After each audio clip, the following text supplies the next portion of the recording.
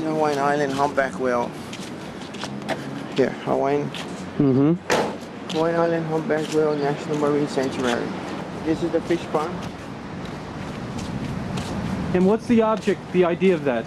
They used to raise their own fish, aquaculture. The ancient Hawaiians. You know what I mean? And they raised the fish for the... This pond was made only for the ali'i, or the king and the queen. We're going to restore the pond. You know, this is Ruth. Hi, Ruth. You are? I'm Gino Gang. I'm from Nantucket, Massachusetts. I'm delighted to know you. I'm from Maine. We need to get from Maine. Dynamite. Yeah, we were all the same until 1820. You knew that. No, I did not. I told Ted Kennedy that. He was hysterical. He was hysterical. Only little old ladies come up with facts like that. You know, excellent, Ruth. Yeah. You go get your business card because we got chicken. Okay, I'll go get a business card for you. There's my card, Ruth. Oh, thank you very, very much. Yeah. Now, what does that exactly mean?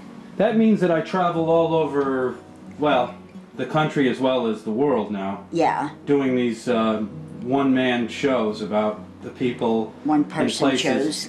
Well, about me, going to these places. It's not really about me, it's about the people I meet. Yeah. You know, like yourself and Booley and all these other people that I've met. And, you know, you actually see the people. You don't just see what's... Now, to whom do you sell? I have my own show. Oh. My show exists on Nantucket at this point, but... I see. And then what? It's like public... It's aired. It's on every day. It's, no, I mean, I have sponsors. Oh, great. I make the whole thing. I do all the commercials. I do everything. That's wonderful. Yeah, it's unusual. Yeah, where did you study? I went to Vancouver Film School. Oh, okay. All right. Yeah. That sounds wonderful. And what do you, now? Well, okay, I'm journalism, 1945, Temple University, which was long before you were born.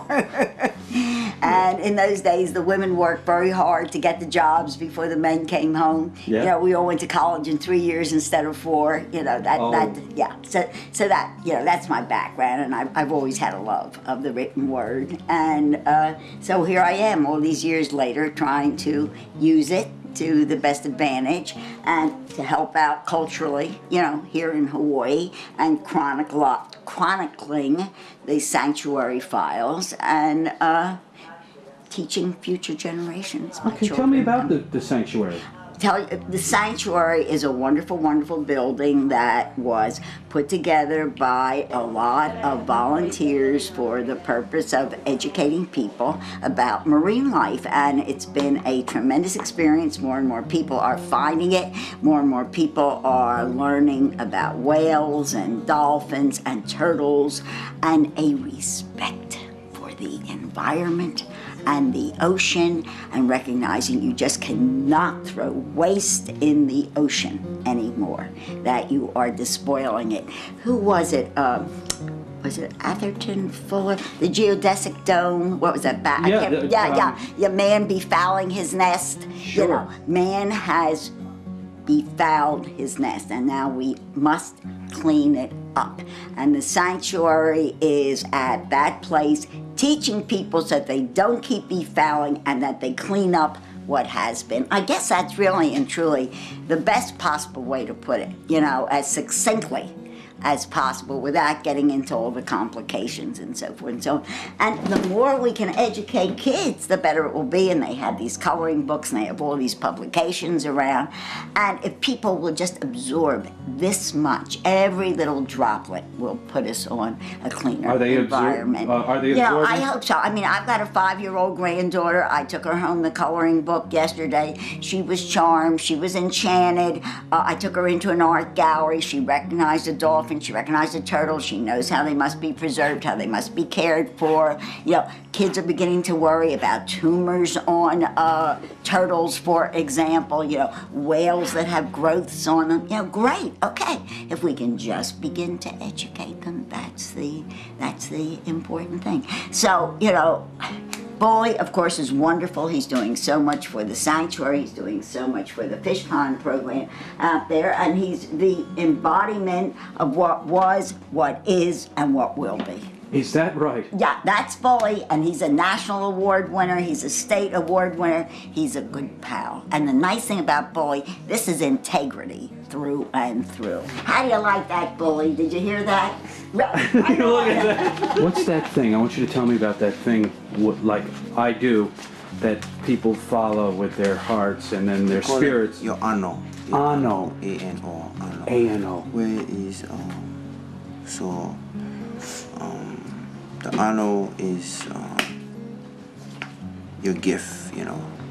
Your ano is, filming people and sharing what you see out there in the world.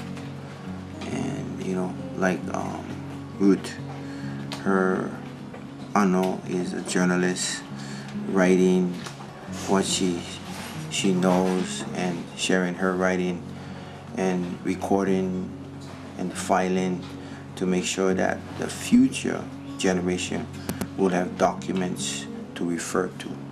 It's almost like purpose, isn't it? It's almost like having a purpose. Oh, we all have a purpose. And maybe ano is not. Ano is not a purpose. Ano is a gift. It's a gift. The gift within yourself. Okay. God gives us all a gift. Some find it soon. Some never find it. Some find it later. Ruth is of an age now that we call Ruth a kupuna, and a kupuna first have to be a very, very elder person, and not elder in the sense of being, oh, you're such an old person. In Hawaii, our kupuna is our source. So to gain the source, we must take care of our kupuna root. We must feed her, we must help her, because she has the source. And through her knowledge and experience, she will bring wisdom decisions to any situation. She's been there, she's done it all.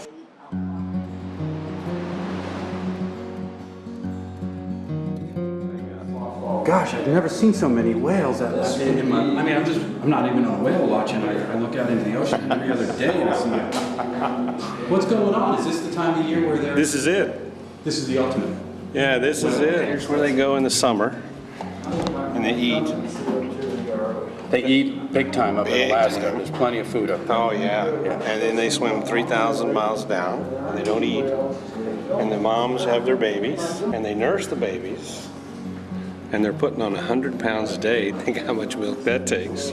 I drove by a boat today, and it didn't look like they could fit one more person on it. It was packed. It was packed. This is the Like time. folks come in here and say, "Can you recommend a whale watching boat?" And we go, "Right now, just pick a boat that you like the looks of, because right now it's whale soup out there. You can't go wrong." Maybe I should go for a whale. Oh, it's fun. Is it?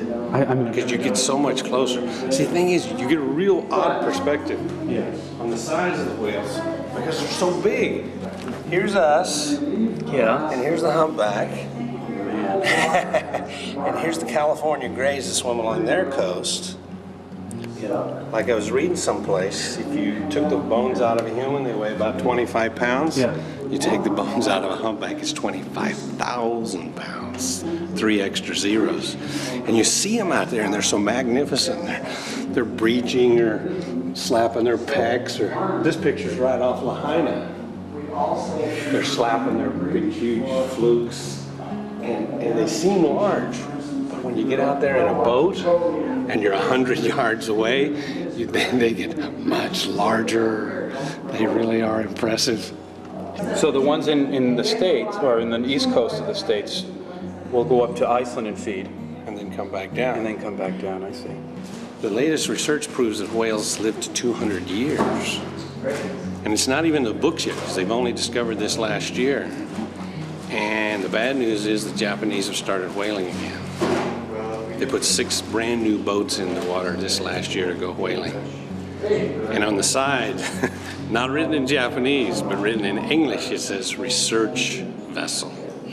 Guess who that's written for?